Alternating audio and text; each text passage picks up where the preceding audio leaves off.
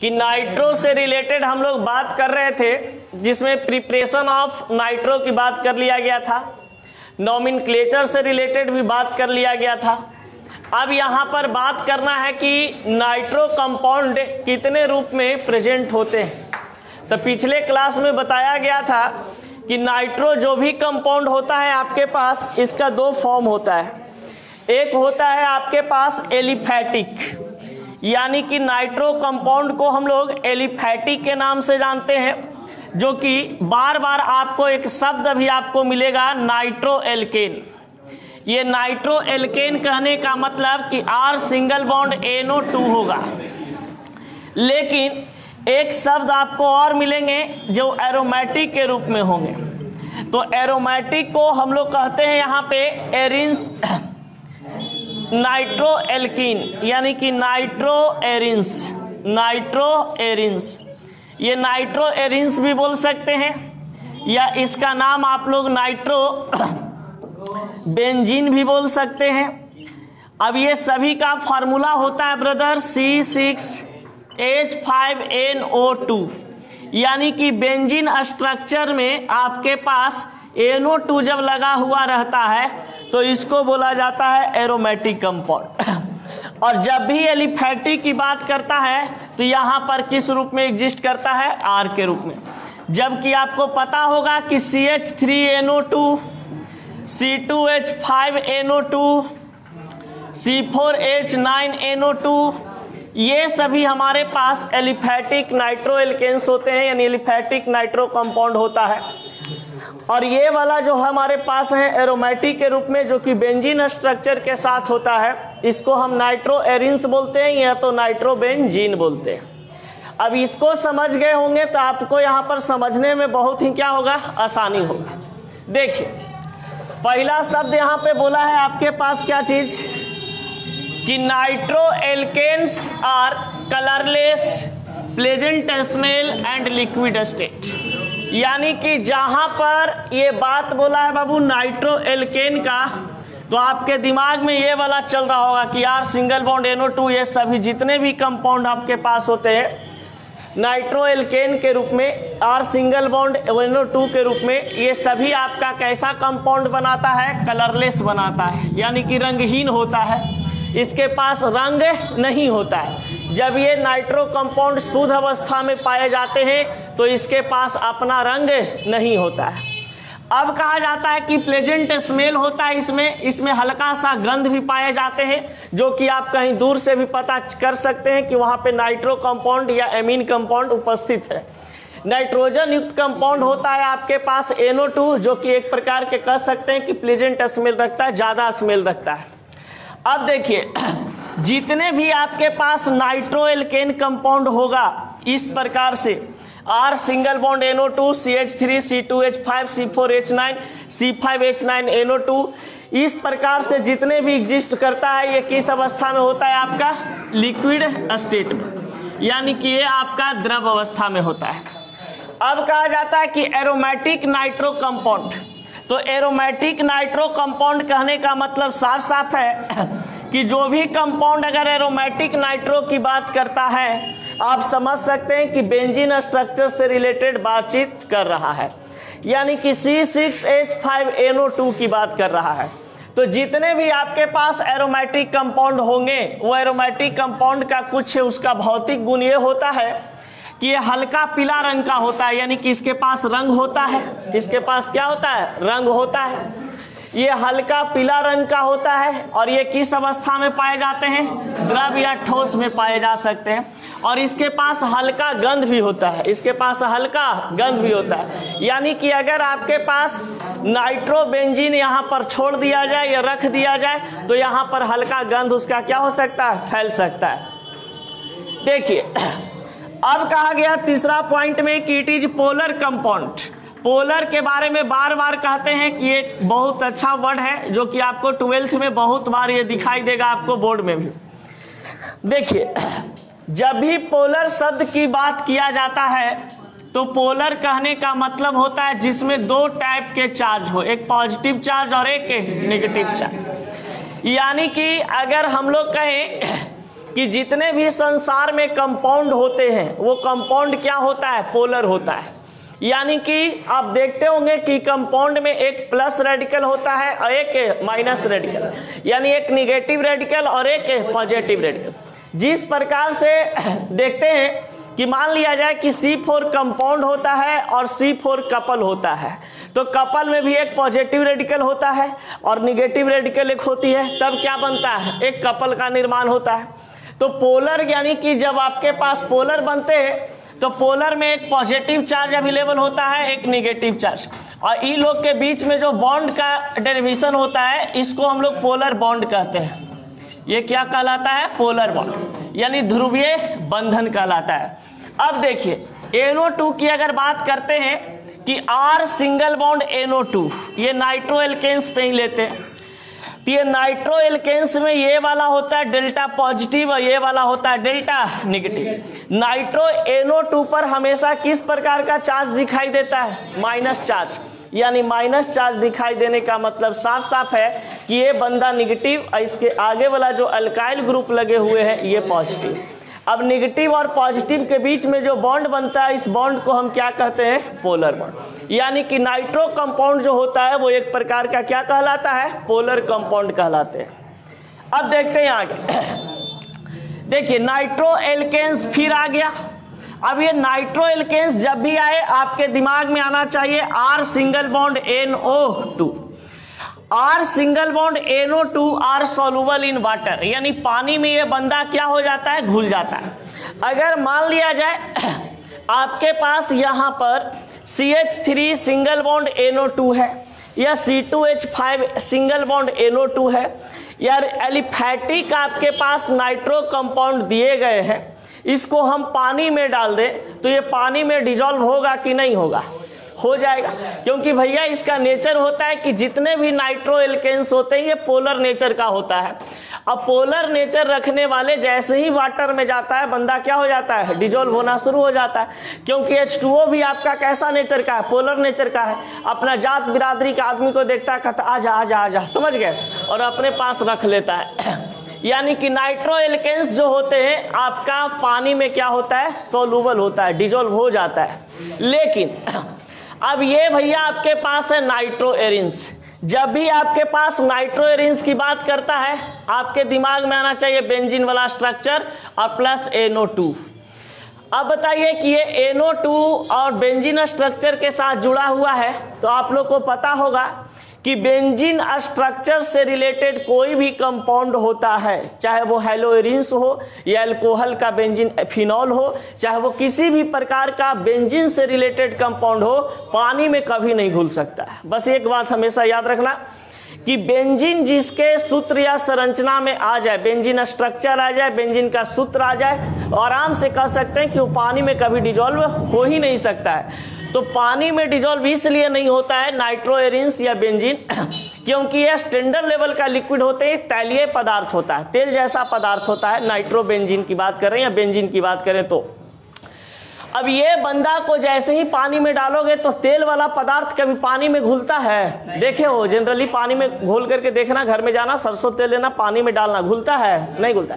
यानी कि एल्कीन शब्द जो आपका है, एल्कीन कंपाउंड जो बनते हैं, चाहे वो मीथिन हो या इथिन हो, मीथिन तो बनता ही नहीं है, इथिन हो, प्रोपिन हो, ब्यूटिन हो, पेंटिन हो या हेक्सिन हो, कोई भी कंपाउंड में ENE लगा हुआ रहे जिसमें डबल बॉन्ड कार्बन कार्बन के बीच रहता है, वो तैलीय पदार्थ होता है, तेल जैसा पदार्थ होता है, एकदम चिकना, समझ गए। और उसको पानी में डालोगे तो वो डिजॉल्व नहीं होता है। इसलिए ऑर्गेनिक केमिस्ट्री में पढ़ाया भी गया आप लोग को कि एल्केन है जो पानी में डिजॉल्व हो जाता है, लेकिन एल्कीन पानी में डिजॉल्व नहीं होता है, इसलिए उसको हम लोग अनसैचुरेटेड हाइड्रोकार्बन कंपाउंड कहते हैं और एल्केन को हम लोग सैचुरेटेड हाइड्रोकार्बन कंपाउंड कहते हैं। अब देखा जाए तो ये नाइट्रो एरिन्स जितने होते हैं ये इनसोल्यूबल इन वाटर। अब एक चीज समझना, जब आपके पास नाइट्रो एरिन्स है यानी कि बेंजीन स्ट्रक्चर के साथ NO2 है, जब पानी में उसको डाले वाटर में डिजॉल्व बंदा नहीं हुआ तो भैया ये किस में डिजॉल्व होगा? तो ऑर्गेनिक कंपाउंड का नाम सुना है ना, जिसमें R single bond OH ethanol हो जाते हैं, मिथेनॉल हो जाते हैं, एल्डिहाइड हो जाते हैं। तो ये सब ऑर्गेनिक कंपाउंड कार्बोनिल कंपाउंड में क्या होता है, आराम से घुल जाता है। तो ऑर्गेनिक कंपाउंड में, कार्बोनिल कंपाउंड में या बेंजीन में क्या होगा, ये आसानी से डिजोल्व हो जाएगा। लेकिन नाइट्रोएरिन्स जो होते हैं पानी में कभी डिजोल्व नहीं होता है। अब देखा जाए, nitroalkanes are quite stable in the hence can be distilled without decomposition of any atmospheric under atmospheric pressure. देखिए, अगर आपके पास नाइट्रोएल्केन की बात करते हैं तो नाइट्रोएल्केन में हम जानते हैं कि नाइट्रोएल्केन भी एक प्रकार का जनरल कंपाउंड होता है। नाइट्रोएल्केन भी एक प्रकार का क्या है, जनरल कंपाउंड है। लेकिन ये ऐसा कंपाउंड होता है, नाइट्रोजन युक्त कंपाउंड होते हैं, नाइट्रोजन और ऑक्सीजन युक्त कंपाउंड होता है। इसमें कहा जाता है कि जैसे ही आप जनरल टेम्परेचर बस दे करके छोड़ते हैं तो टूटेगा, लेकिन ज्यादा समय लेगा, बहुत ही ज्यादा समय लेगा। लेकिन अगर इसको टेम्परेचर के साथ साथ, जहां पर डिकम्पोजिशन शब्द आता है, इस डिकम्पोजिशन का मतलब क्या होता है, टूटना। डिकम्पोजिशन का मतलब क्या होता है, टूटना। आप लोग 10th क्लास में एक रिएक्शन पढ़े होंगे, वियोजन अभिक्रिया, अपघटन अभिक्रिया, अपघटित अभिक्रिया, या फिर उसके एक और नाम होता है, कुछ भुला रहे, संयोजन नहीं बोलते, संयोजन को तो वियोजन बोल ही दिए। तो उसी को हम लोग डिकम्पोजिशन रिएक्शन कहते हैं। और जब भी ये डिकम्पोज वर्ड आए तो समझ लेना कि तोड़ने की बात कर रहा है। और जब तोड़ने की बात करता है तो डायरेक्ट समझना क्या चीज है, कि इसको हम हीट दे रहे हैं। तो नाइट्रो कंपाउंड जितने भी होते हैं, हीट के साथ साथ वहां पर आपको क्या चाहिए, एटमॉस्फेरिक प्रेशर। एटमॉस्फेरिक प्रेशर को हम लोग ATM से सूचित करते हैं। एटा चीज केमिकल प्रॉपर्टीज। अब यहां पर हमको भैया दिखाई दिया नाइट्रोएल्केन। अब हमको दिमाग में चल रहा है कि सर ये नाइट्रोएल्केनमा में पानी डालेंगे तो क्या होगा, तो डाल के देख ले। अब देखिए, नाइट्रोएल्केन केमिकल प्रॉपर्टी ऑफ नाइट्रो, यानी नाइट्रो का रासायनिक गुण में पहला पॉइंट आपके पास आया है कि जब कोई नाइट्रोएल्केन को पानी में डालेंगे तो आपके पास क्या चीज का निर्माण होगा। तो एमीन बनाने के लिए पहला मेथड आपका यहां पर मिल चुका है, देख लीजिए। इसके बाद एमीने स्टार्ट होता है। एमीन बनाने का नियम पहला आपका क्या चीज है, कि जब नाइट्रोएल्केन को पानी में डालते हैं तो एमीन का निर्माण होता है। अब देखा जाए, यहां पर R सिंगल बॉन्ड NO2 है, यानी कि एक R है, एक N है और O है, मिल गया। प्लस H2O यानी H और O है। अब यहां पर क्या होता है, देखिएगा कि R प्लस N और ये वाला H2, ये मिल करके क्या चीज का फॉर्मेशन कर दिया, R सिंगल बॉन्ड NH2 का। इसके साथ कहा गया है कि कुछ ऑक्सीजन जो हमारे पास होते हैं, देखिए यहां पर हाइड्रोजन की उपस्थिति है तो इसके साथ मिल करके क्या बना देगा, H2O बना सकता है। यानी कि यहां पर आपके पास H2O का निर्माण करेगा। और यहां पर माइनस ऑक्सीजन लिख रहा है, इसका मतलब कि ये दो जो ऑक्सीजन बचे हैं ये आपका ऑक्सीजन गैस बन करके क्या हो जाएंगे, उड़ जाएंगे। समझ गए। यानी कि जब नाइट्रोएल्केन कंपाउंड को पानी में डाला गया तो R सिंगल बॉन्ड NH2 यानी कि एमीन कंपाउंड, और यहां पर वाटर और तथा क्या चीज का निर्माण हुआ, ऑक्सीजन का। तो हमें ये सबसे मतलब नहीं है, हमें बस मतलब क्या चीज से है, इससे कि जब नाइट्रोएल्केन में वाटर को रिएक्शन करवाते हैं तो क्या चीज का निर्माण होता है, एमीन कंपाउंड का। अब जरा देखिए, इस पर क्वेश्चन भी करवाएंगे अभी 2-3, जैसे इसमें तो C2H5NO2 दे दिया जाता या CH3NO2 दे दिया जाता, उसको जल में डालते तो क्या बनता, समझ गए। अब सेकंड पॉइंट आया है बाबू कि आपके पास कोई नाइट्रोमीथेन है। अब इस नाइट्रोमीथेन को जिंक और NH4Cl H2O यानी कि वैसा आपके पास अमोनियम क्लोराइड है जो जलीय विलयन के रूप में है। H2O आने का मतलब क्या चीज हुआ कि जलीय विलयन का अमोनियम क्लोराइड है, उसमें आप डाल करके हीट दे रहे हो जिंक के उपस्थिति में, तो आपका क्या चीज का निर्माण होता है? तो देखिए यहां पर NH4 और NH4Cl दिया हुआ है, मुख्य रूप से NH4Cl H2O और हीट दे रहे हैं। अब समझिएगा CH3 तो है, ये आपके पास CH3 हो गया, यहां पर नाइट्रोजन है, यहां पर हाइड्रोजन OH, यानी कि अगर हम बात करते हैं इस हाइड्रोजन को, तो ये हाइड्रोजन की संख्या कितना यहां पर दिया हुआ है? 4। तो 4 हाइड्रोजन में क्या होगा कि 2 हाइड्रोजन यहां पे आ जा रहा है, यानी कि 2 हाइड्रोजन इसके साथ आ रहे हैं। तो ये NH2 इसके पास क्या है? 1 ऑक्सीजन बचा हुआ है, यानी कि 1 ऑक्सीजन इसके पास रह जाएगा, 2 ऑक्सीजन में से 1 ऑक्सीजन इसके पास रह जाएगा। और यहाँ पर जो 1 ऑक्सीजन बचेंगे, यहाँ पर वाला ऑक्सीजन, यहाँ पर जो 2 आपका क्या है हाइड्रोजन बचा है, तो इस हाइड्रोजन के साथ रिएक्शन 2 कर लेंगे तो क्या बना देगा? H2O।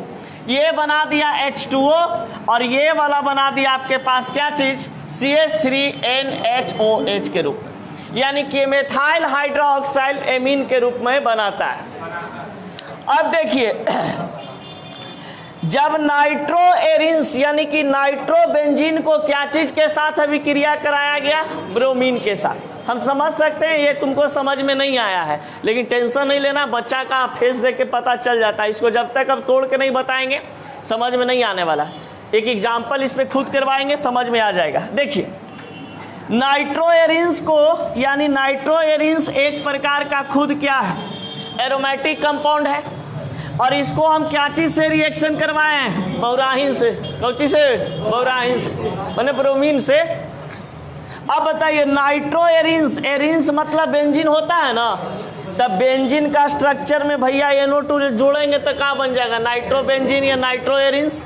अब Br2 है। अब समझिए यहां पर जो आपके पास है इस तरीका से, तो आपको पता है कि सब जगह क्या चीज की उपस्थिति है भैया? हाइड्रोजन। अभी ब्रोमीनवा कहता है कि हम 2 ब्रोमीन हैं, तो कहता हाँ भाई तुम 2 ब्रोमीन हो मुटका। अब देखिए यहाँ पड़ी वाला हाइड्रोजन है, एजा पड़ी वाला Br मिल करके क्या बना देगा? चलो इमली का भुट्टा बेरी का पेड़ ने बना रहा है। ये जगह खाली हो गया। अभी जगह खाली हो गया तो कहेगा भाई साहब तुम तो अपना के साथ भाग गया। तो इस जगह को भरने के लिए हम आ जाते हैं। इस जगह को भरने के लिए कौन आ गया? ब्रोमीन आ गया। तो यहाँ पर देखिए ब्रोमीन आ गया और यहाँ पर इससे हाइड्रोजन, और ये Br रिएक्शन करके कहाँ चल गया? HBr पे। कोई दिक्कत?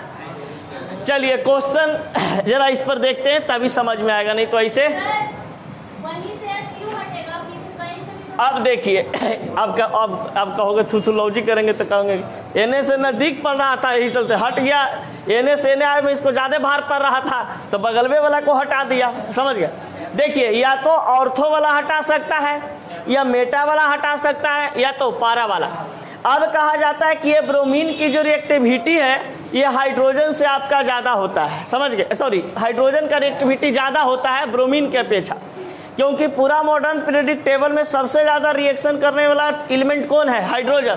तो जैसा ही इसके पास जब देखता है कि ऐसा जगह मेटा जो होता है दोनों के बीच में होता है, तो बीच में आने के कारण कहता है ब्रोमीन कि भैया हमको यहाँ पे एडजस्ट कर लो। तो या तो यहाँ पर भी एडजस्ट कर सकता है, यहाँ पर भी एडजस्ट कर सकता है, यहाँ पर भी एडजस्ट कर सकता है। ऑर्थो, मेटा और पारा किसी जगह पे जा सकता है।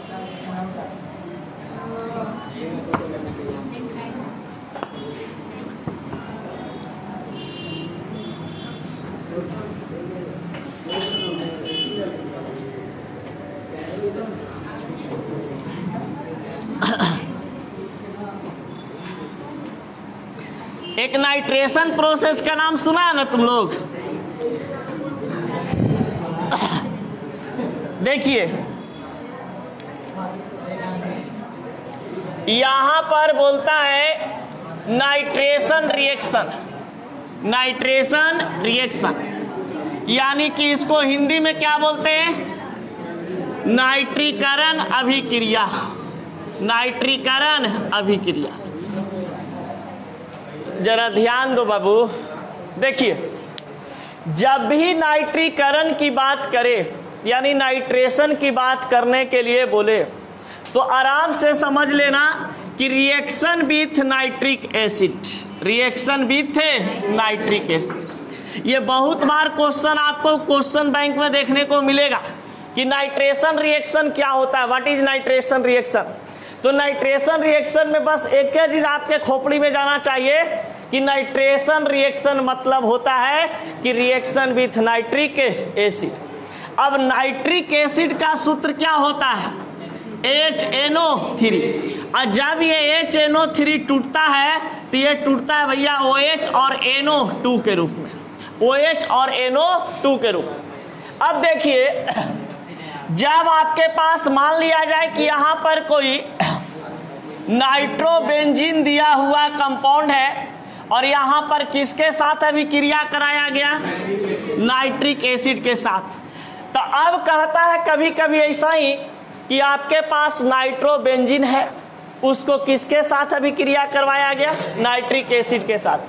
तो सबसे पहले डायरेक्ट लिखे के फिर में मत रहना कि क्या बनता है, समझ गए। क्वेश्चन अगर दे ऐसे बोर्ड में कि nitrobenzene react with nitric acid formation it, यानी कि क्या चीज का निर्माण करता है।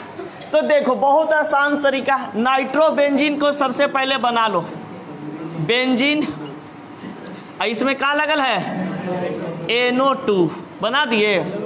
नाइट्रिक एसिड को क्या बोलते हैं, HNO3। अब बताइए ई वाला कौची में टूटता है, OH और प्लस NO2 में। अब यहां से हाइड्रोजन हटेगा तो हाइड्रोजन हटेगा, ये वाला हाइड्रोजन ये यहाँ सब जगह क्या आपका है हाइड्रोजन। तो बताइए कि यहाँ पर ई हाइड्रोजन ई OH के साथ जाकर के क्या बना देगा, यानी कि यहाँ पर आपके पास बन गए H2O। अब बताइए कि जब ये वाला स्ट्रक्चर आपके पास था NO2 के रूप में जस के तस रह जाएगा, सब जगह हाइड्रोजन लगल रह जाएगा, लेकिन यहाँ पर हाइड्रोजन लगल नहीं रहेगा। तो यहाँ पर पूर्ति करने के लिए किसको बुलाया जाएगा, NO2 को, कि भैया आप यहाँ पर आकर के लग जाइए। और यही काम NO2 का करता है, यहाँ पर आकर के लग जाता है। तो ये इस रूप में आपके पास बनाता है क्या चीज, डाइनाइट्रोबेंजीन, डाइनाइट्रोबेंजीन प्लस वाटर। कोई दिक्कत समझ में आया रिएक्शन। चल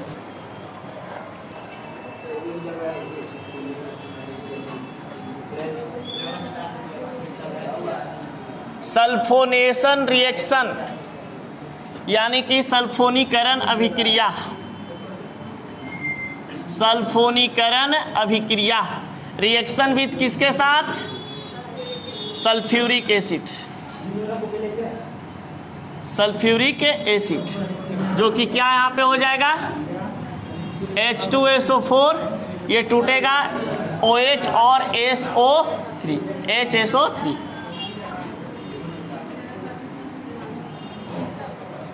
अब ये तो बन ही न गया जी, बस खाली यहाँ पे क्या करना है, सल्फ्यूरिक एसिड डाल दो। देखते देखते बन गया।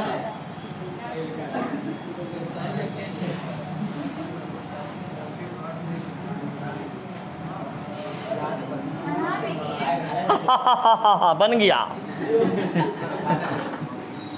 देखो HSO3 प्लस H2O, खाली इसका नंबर चेंज कर दे भाई।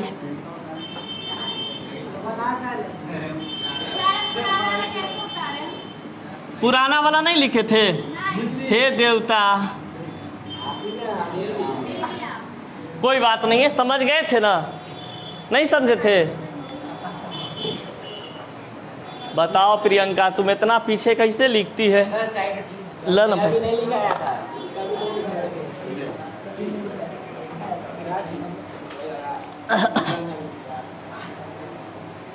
ये समझ में नहीं ना आया है, क्या गया आ गया। एक बार फिर से रिपीट कर देंगे।